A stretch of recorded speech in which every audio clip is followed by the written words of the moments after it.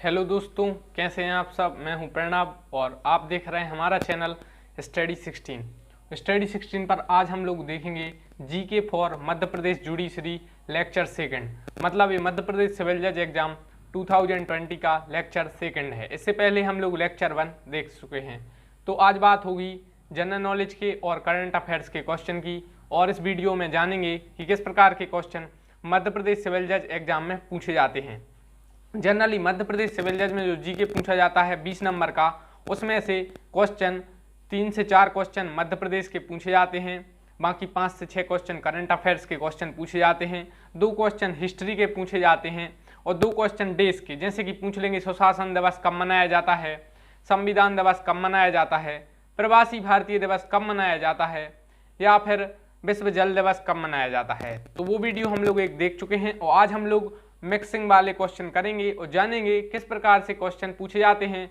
और इस वीडियो में हम लोग क्वेश्चन तो देखेंगे ही, साथ ही साथ इस वीडियो का आपको काफ़ी बेनिफिट मिलेगा एग्जाम में।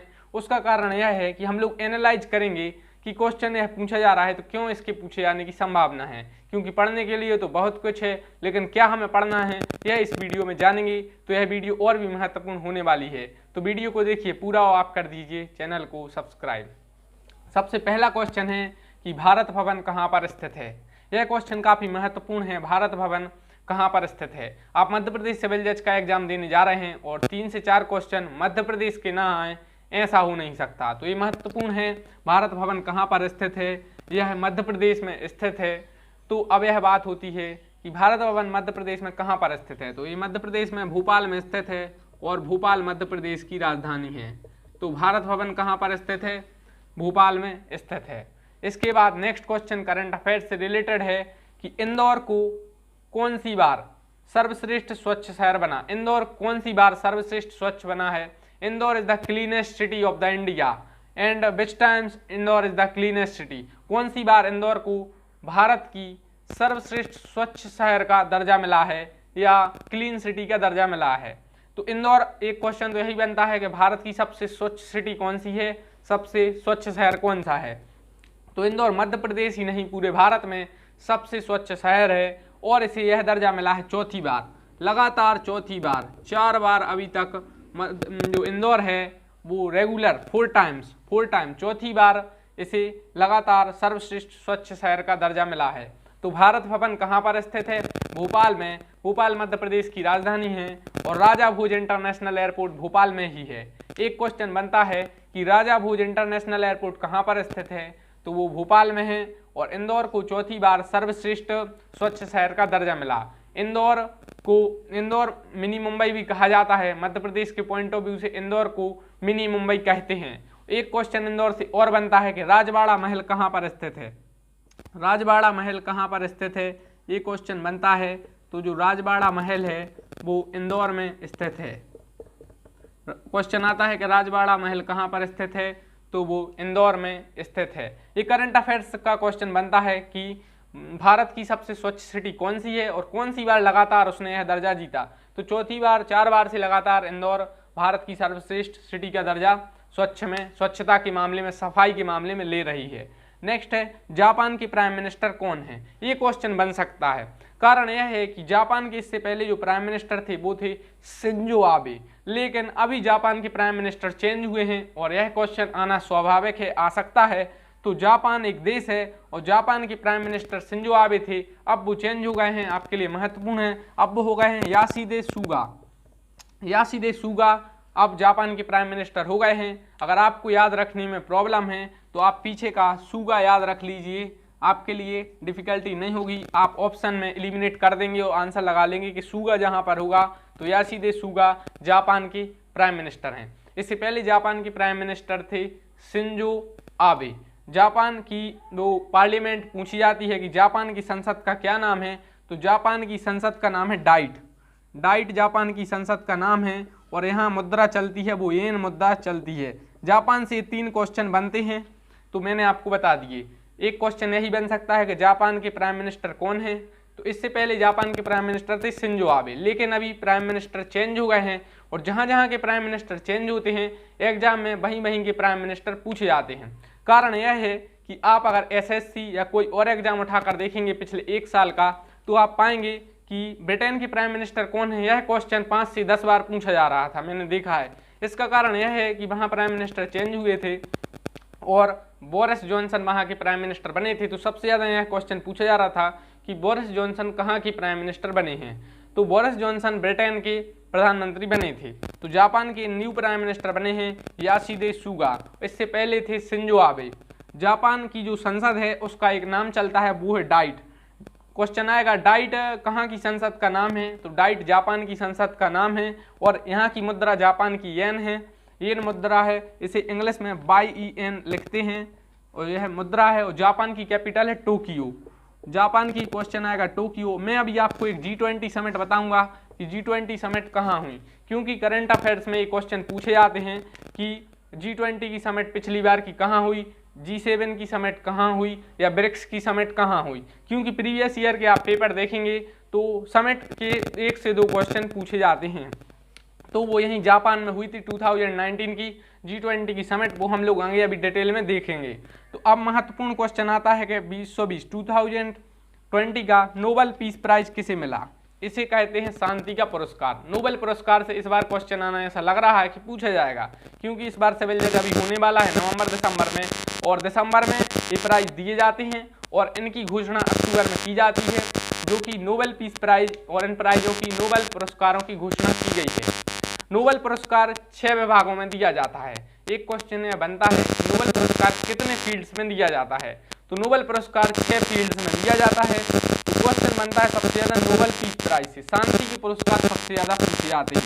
क्वेश्चन आएगा कि 2020 का शांति का नोबेल पुरस्कार किसे मिला, तो ये मिला है WFP को, वर्ल्ड फूड प्रोग्राम को, ये ऑर्गेनाइजेशन को मिला है, इसलिए इसका पूछा जाना और महत्वपूर्ण हो जाता है। तो नोबेल पुरस्कार 6 फील्ड या 6 विभागों में दिए जाते हैं और 2020 का नोबेल का शांति पुरस्कार मिला है वर्ल्ड फूड प्रोग्राम को, और 2019 का जो शांति पुरस्कार मिला था वो मिला था अबी अहमद को। वो नहीं पूछा जाएगा, लेकिन मैंने आपको बता दिया, वो एक व्यक्ति को मिला था अबी अहमद को, और वो इथोपिया के प्रधानमंत्री थे। तो यह पूछा जाएगा कि नोबेल पुरस्कार कितने विभागों में दिया जाता है, तो 6 विभागों में दिया जाता है। और नोबेल 2020 का शांति पुरस्कार मिला एक ऑर्गेनाइजेशन को, वो है वर्ल्ड फूड प्रोग्राम। अब देखते हैं हम लोग नेक्स्ट क्वेश्चन, और आप लोग कहीं जाइएगा नहीं, और अगर अभी तक आपने वीडियो को लाइक नहीं किया है और चैनल को सब्सक्राइब नहीं किया है तो सब्सक्राइब कर दें। और अगर आपने MP ADPO और MP सिविल जज के प्रीवियस ईयर के पेपर नहीं देखे हैं तो जाकर देखिए। नेक्स्ट क्वेश्चन है हाउ मेनी अमेंडमेंट्स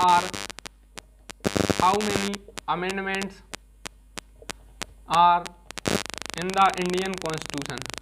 भारत के संविधान में अभी तक कितने संशोधन हो चुके हैं। ये क्वेश्चन बनता है, ये पूछा जा सकता है कि भारत के अभी तक संविधान में कितने संशोधन हो चुके हैं। आपके लिए ऑप्शन दे देंगे 102, 103, 104 या 105। सो 102, 103, 104 या 105। सो क्वेश्चन आएगा how many amendments are there in the Indian constitution. So Bharat के संविधान में जो संशोधन है वो साउथ अफ्रीका के कॉन्स्टिट्यूशन से लिया गया था, और अभी तक भारत के संविधान में 104 संशोधन हो चुके हैं। तो 104 संशोधन हो चुके हैं, और जो 104वां संशोधन था वो SC ST के लिए लोकसभा में और राज्य की विधानसभाओं में सीट्स रिजर्वेशन के लिए था। उसके लिए हमने एक डिटेल वीडियो बनाई थी, अगर आपने अभी तक वो नहीं देखी तो जाकर देखिए। तो भारत के संविधान में अभी तक कितने संशोधन हो चुके हैं, 104। और एक क्वेश्चन यह बनता है कि GST किस संविधान संशोधन से रिलेटेड था। GST आप जानते हैं इसका फुल फॉर्म है गुड्स एंड सर्विस टैक्स, और यह 101वें संविधान संशोधन से रिलेटेड था। यह क्वेश्चन भी बन सकता है। तो GST 101वें संविधान संशोधन से था, और आपको पता है EWS इकोनॉमिकली वीकर सेक्शन के लिए रिजर्वेशन दिया गया है। कितना दिया गया है, 10%। तो वो दिया गया था 103वें संविधान संशोधन से। तो आपको 3 संविधान संशोधन याद रखने हैं, एक है 101वां जिससे GST आया, और एक है 103वां जिससे इकोनॉमिकली आर्थिक रूप से पिछड़े वर्गों के लिए 10% रिजर्वेशन दिया गया गवर्नमेंट स्कूल्स कॉलेजों में और गवर्नमेंट जॉब में। और आपको रखना है 104वां कि अभी तक 104 संविधान संशोधन हुए हैं, और संविधान संशोधन की प्रक्रिया साउथ अफ्रीका के कॉन्स्टिट्यूशन से ली गई, ये आपको पता है। अब देखते हैं हम लोग नेक्स्ट क्वेश्चन। नेक्स्ट क्वेश्चन है what is the capital of Azerbaijan. अब यह क्वेश्चन क्यों आया है, यह महत्वपूर्ण है। आपको 208 देशों की कैपिटल याद नहीं रखना है। मैं आपको बताऊंगा यह क्वेश्चन क्यों पूछा जा सकता है कि what is the capital of Azerbaijan. Azerbaijan एक देश है और यह ऐसा देश है एशिया के साथ साथ यूरोप में आता है। तो अजरबैजान, आपको पता है अजरबैजान और आर्मेनिया के बीच युद्ध चल रहा है, मतलब उनके बीच एक विवाद चल रहा है, युद्ध नहीं इसे विवाद या डिस्प्यूट कह सकते हैं। और यह चल रहा है नागोर्नो काराबाख क्षेत्र को लेकर। अजरबैजान और आर्मेनिया के बीच एक विवाद चल रहा है नागोर्नो काराबाख के लेकर, लेकिन आपको डिटेल में नहीं जाना है। तो जिन देशों के बीच विवाद चलता है उनकी कैपिटल पूछ ली जाती हैं। तो इनसे क्वेश्चन यह आएगा कि अजरबैजान की कैपिटल क्या है। तो अजरबैजान की कैपिटल है बाकू, और एक आर्मेनिया देश की कैपिटल भी पूछी जा सकती है। तो आर्मेनिया की कैपिटल है येरेवान। येरेवान आर्मेनिया की कैपिटल है। या यह क्वेश्चन आ जाए कि अभी हाल ही में किन दो देशों के बीच डिस्प्यूट चल रहा है या विवाद चल रहा है, तो वो चल रहा है अजरबैजान और आर्मेनिया के बीच। तो अजरबैजान की कैपिटल है बाकू और आर्मेनिया की कैपिटल है येरेवान। अजरबैजान कैस्पियन सी से बॉर्डर शेयर करता है, यह आपके लिए महत्वपूर्ण नहीं है, बाकी यह कैस्पियन सी से बॉर्डर शेयर करता है। तो अजरबैजान की कैपिटल है बाकू, आर्मेनिया की कैपिटल है येरेवान। इसके बाद जो नेक्स्ट क्वेश्चन है कि एमपी में किसानों को 4000 रुपये देने वाली योजना का नाम क्या है। ये क्वेश्चन काफ़ी महत्वपूर्ण है। आपको पता है कि 6000 रुपये केंद्र सरकार द्वारा किसानों के लिए दिए जाते हैं। अब मध्य प्रदेश सरकार ने भी 4000 रुपये साल में देने की बात कही है। वो कौन सी योजना है उसके तहत मध्य प्रदेश के किसानों को 4000 रुपये दिए जाएंगे, वो है मुख्यमंत्री किसान कल्याण योजना। वो है मुख्यमंत्री किसान कल्याण योजना। ये क्वेश्चन पूछा जा सकता है क्योंकि मध्य प्रदेश की अगर योजना से ये क्वेश्चन आए तो यही आ सकता है कि मध्य प्रदेश में जो 4000 रुपये प्रति वर्ष एक साल में दिए जाएंगे 4000, यह क्वेश्चन भी बन सकता है। और इसकी 2 किस्तें होंगी, 2-2000 की 2 किस्तें होंगी। एक क्वेश्चन यह बनता है कि मध्य प्रदेश को मुख्यमंत्री किसान कल्याण योजना के तहत कितने रुपए दिए जाएंगे, तो 4000 रुपये दिए जाएंगे और 2 किस्तों में 2-2000 दिए जाएंगे। और इस योजना का नाम क्या है, तो इस योजना का नाम है मुख्यमंत्री किसान कल्याण योजना, और इसमें 4000 रुपये प्रति वर्ष किसानों के लिए दिए जाएंगे। तो अजरबैजान की कैपिटल है बाकू, आर्मेनिया की कैपिटल है येरेवान। इसके बाद नेक्स्ट क्वेश्चन है कि यूएई की कैपिटल क्या है। अब यूएई की कैपिटल क्यों पूछी जा रही है, इसका कारण है कि यूएई में आईपीएल खेला जा रहा है, आपको अच्छी तरीके से पता है। यूएई की कैपिटल क्या है, तो यूएई की कैपिटल है अबू धाबी। यूएई की कैपिटल है अबू धाबी। क्वेश्चन क्या है, और यूएई की जो करेंसी चलती है यहाँ पर वो चलती है दिरहम। तो यूएई का फुल फॉर्म है यूनाइटेड अरब एमिरेट्स, या इसे हम हिंदी में संयुक्त अरब अमीरात कहते हैं। यहाँ पर आईपीएल खेला जा रहा है, इसलिए क्वेश्चन आ सकता है क्वेश्चन की आईपीएल कहाँ खेला जा रहा है, तो यह यूएई में खेला जा रहा है। और एक क्वेश्चन यह आता है कि शारजहां कहाँ का शहर है, तो शारजहां यूएई में आता है। शारजहां है, अबू धाबी है, दुबई है, ये सब आते हैं यूएई में। यूएई का फुल फॉर्म है यूनाइटेड अरब एमिरेट्स। यहाँ की कैपिटल अबू धाबी है और जो करेंसी चलती है वो दिरहम चलती है।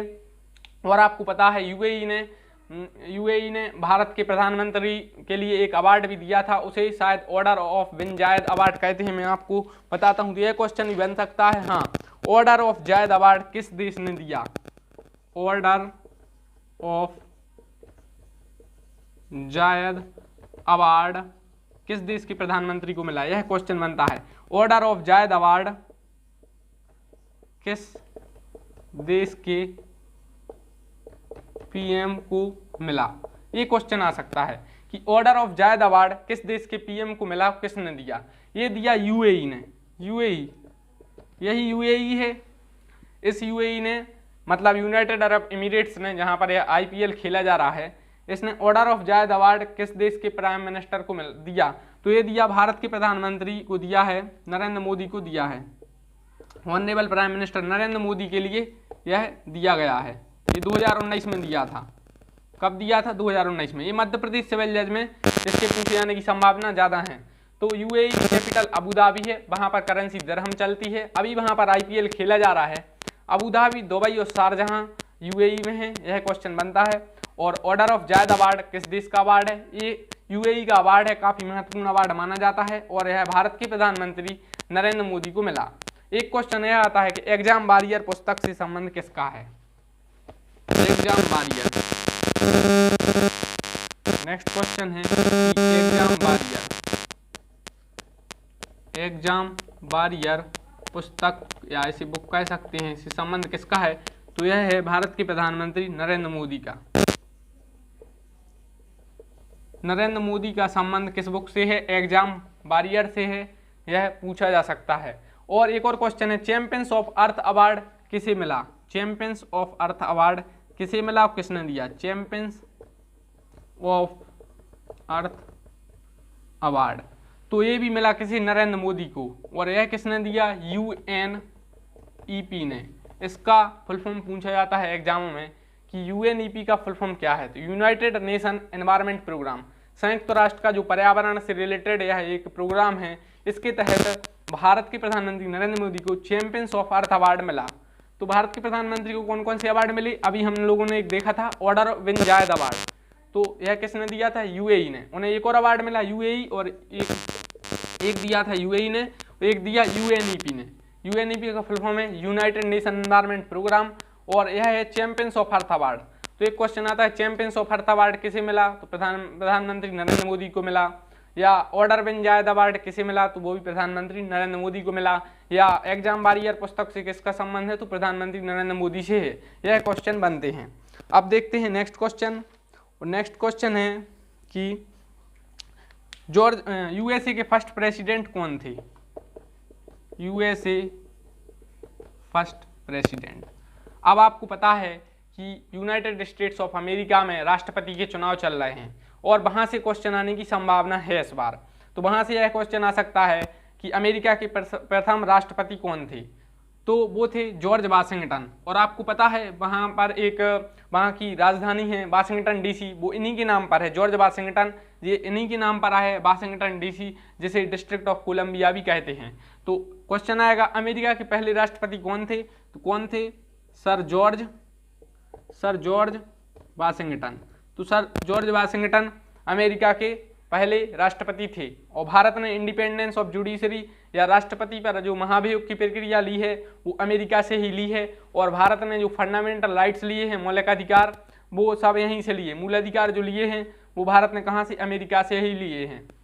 यह क्वेश्चन बनता है। अब हम लोग देखेंगे कुछ और महत्वपूर्ण क्वेश्चन मध्य प्रदेश सिविल जज के लिए, जो आपके लिए महत्वपूर्ण भूमिका निभा सकते हैं। अब समिट से क्वेश्चन पूछे जाएंगे, 2019 में जो समिट हुई थी उनसे क्वेश्चन पूछे जाएंगे। जैसे कि क्वेश्चन आ सकता है G20 की 2019 की समिट कहाँ हुई? एक आता है G20 से, एक आता है G7 से, और एक आता है ब्रिक्स से। ये 3 समिट पूछी जाएंगी 2019 में कहाँ हुई। तो सब जगह यहाँ पर आप 2019 कर लीजिए। क्वेश्चन आएगा कि G20 समिट 2019 कहाँ हुई? G20 का मतलब है ग्रुप ऑफ 20, मतलब 20 देशों का समूह। जो महत्वपूर्ण देश रहते हैं वो पूछे जाते हैं। इस बार की UPSC एग्जाम में पूछा गया कि इनमें से कौन सा सदस्य देश G20 का सदस्य नहीं है। मतलब ऐसे क्वेश्चन भी बन जाते हैं कि G20 में कौन कौन सी कंट्री हैं। उसकी वीडियो हम लोगों ने एक देखी थी, अगर आपने नहीं देखी तो आप जाकर देख लीजिए या आप गूगल कर लीजिए। G20 में 20 सदस्य मेन और G20 की सदस्य हुई थी, मैंने अभी बताया था, जापान में हुई थी 2019 में। जापान में एक शहर है ओसाका। ओसाका आप नाम से ही समझ गए होंगे कि यह जापान का शहर लगता है। ओसाका जापान का शहर है। यहाँ पर 2019 में G20 की समिट हुई थी। एक क्वेश्चन यह बन सकता है, सिविल जज में आ सकता है कि G20 की समिट 2019 में कहाँ हुई? जापान में हुई। अगर डिटेल में दे दिया कि किस शहर में हुई तो ओसाका में हुई। उसके बाद G7 की समिट आएगी तो वो हुई फ्रांस में। G7 की समिट 2019 में कहाँ हुई? और G7 से जो क्वेश्चन आते हैं कि G7 क्या है, तो ये ग्रुप ऑफ 7 है। अब इनमें 7 कंट्री महत्वपूर्ण हैं, जैसे कि अमेरिका है, ब्रिटेन है, फ्रांस है, इटली है, कनाडा है, जापान है, इस प्रकार से जर्मनी है। ये महत्वपूर्ण 7 देशों का यह समूह है। इसमें रूस नहीं है, आपको यह याद रखना है कि रसिया इसका मेंबर नहीं है। ये क्वेश्चन दे देते हैं क्योंकि एक्सेप्शन से क्वेश्चन पूछे जाते हैं। पूछ लेंगे कि इनमें से कौन सा देश है G7 कंट्री का मेंबर नहीं है, तो रूस मेंबर नहीं है G7 का, यह आपको याद रखना है। पहले मेंबर था शायद G8 था, बाद में शायद अब नहीं है मेंबर। तो आपको तो यह महत्वपूर्ण रखना है कि G7 की समिट कहाँ हुई, तो यह फ्रांस में हुई। फ्रांस की कैपिटल पूछी जाती है तो पेरिस है, और फ्रांस की कैपिटल पेरिस। और भारत ने जो राफेल विमान लिए, हाँ राफेल विमान जो भारत ने लिए हैं वो यहीं फ्रांस से आए हैं। तो यह क्वेश्चन बनता है कि भारत ने किस देश के साथ राफेल डील की, तो फ्रांस के साथ की है। और यहाँ के प्राइम मिनिस्टर पूछे जा सकते हैं, वो है इमैनुअल मैक्रोन। कौन है? Emmanuel Macron. राफेल कहाँ से लिए? फ्रांस से। फ्रांस की कैपिटल है पेरिस और इमैनुअल मैक्रोन यहीं के हैं। और G7 की समिट फ्रांस में ही हुई, जहाँ से राफेल आए वहीं पर समिट हुई।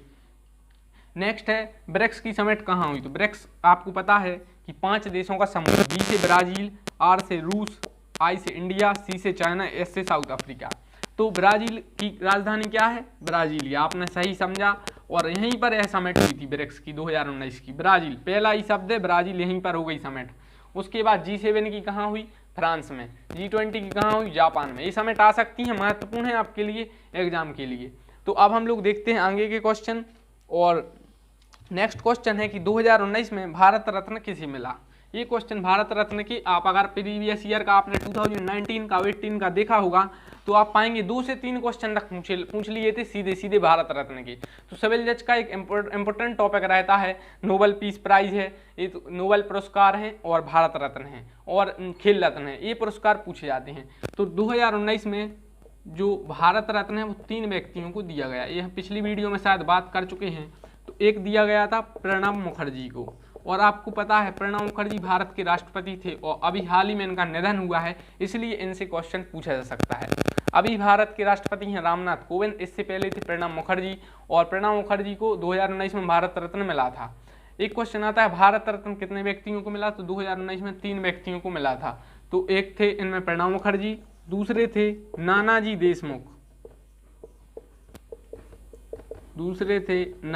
देशमुख, और तीसरे थे भूपेन हजारिका। एक क्वेश्चन आता है भूपेन हजारिका का संबंध कहाँ से है। तो इनका संबंध असम से है, और असम की कैपिटल है दिसपुर, और काजीरंगा नेशनल पार्क असम में ही है। काजीरंगा है और मानस, ये दोनों नेशनल पार्क पूछे जाते हैं कहाँ पर हैं सबसे ज़्यादा, इसलिए मैंने आपको बता दिए। काजीरंगा नेशनल पार्क और मानस नेशनल पार्क, इन्हें हिंदी में राष्ट्रीय उद्यान कहते हैं। काजीरंगा राष्ट्रीय उद्यान और मानस राष्ट्रीय उद्यान दोनों असम में है। असम की कैपिटल दिसपुर है। असम NRC वगैरह में चर्चा में रहा था, इसलिए ये क्वेश्चन पूछे जा सकते हैं। तो 2019 में भारत रत्न 3 व्यक्तियों को मिला, प्रणब मुखर्जी को, नानाजी देशमुख को, भूपेन हजारिका को। और पहली बार भारत रत्न मिला था 1954 में। और जब भी 3 व्यक्तियों को मिला था, और जब मिला था सी राजगोपालाचारी को, सर CV रमन को, और भारत के प्रथम उपराष्ट्रपति थे सर्वपल्ली राधाकृष्णन। तो यह क्वेश्चन नहीं पूछा जाएगा, यही पूछा जा सकता है कि पहली बार भारत रत्न कब मिला। पहली बार 1954 में मिला 3 व्यक्तियों को। लास्ट बार कब मिला? 2019 में, यह भी 3 व्यक्तियों को मिला। अभी के 3 यह हैं प्रणब मुखर्जी, नानाजी देशमुख, भूपेन हजारिका। और 1954 में मिला था 3 व्यक्तियों को। और पहली महिला भारत रत्न कौन थी? तो वो थी आयरन लेडी। आपने सही समझा, इंदिरा गांधी। इंदिरा गांधी ऐसी पहली भारतीय महिला थी जिन्हें भारत रत्न मिला। तो इंदिरा गांधी को भारत रत्न मिला था। तो पहली महिला जिन्हें भारत रत्न मिला वो थी इंदिरा गांधी। तो और ऐसा एक क्वेश्चन यह बनता है पहला विदेशी जिसे भारत रत्न मिला तो वो थे अब्दुल गफ्फार खान। इन्हें सीमांत गांधी या फ्रंटियर गांधी भी कहा जाता था, तो उन्हें मिला था। और नेल्सन मंडेला को भी भारत रत्न मिल चुका है। यह क्वेश्चन जनरली कभी कभार पूछा जा सकता है। तो हम लोग देखेंगे और क्वेश्चन। तो कर्क रेखा वाले क्वेश्चन का थोड़ा रिवीजन कर लेते हैं कि मध्य प्रदेश में कितने जिले हैं, क्या क्या है, थोड़ा यह भी रिवीजन कर लेते हैं। तो अब MP के लोकल का भी हम लोग रिवीजन करेंगे, और हम लोग ज़्यादा से ज़्यादा लेक्चर कवर करेंगे। अभी टाइम नहीं मिल पा रहा था, इसलिए लेक्चर नहीं आ रहे थे। अब आपके रेगुलर लेक्चर आएंगे, एक दिन में 2 लेक्चर तक आने की संभावना है। तो MP से जो क्वेश्चन आता है कि मध्य प्रदेश में कर्क रेखा कितने जिलों से गुजरती है? 14।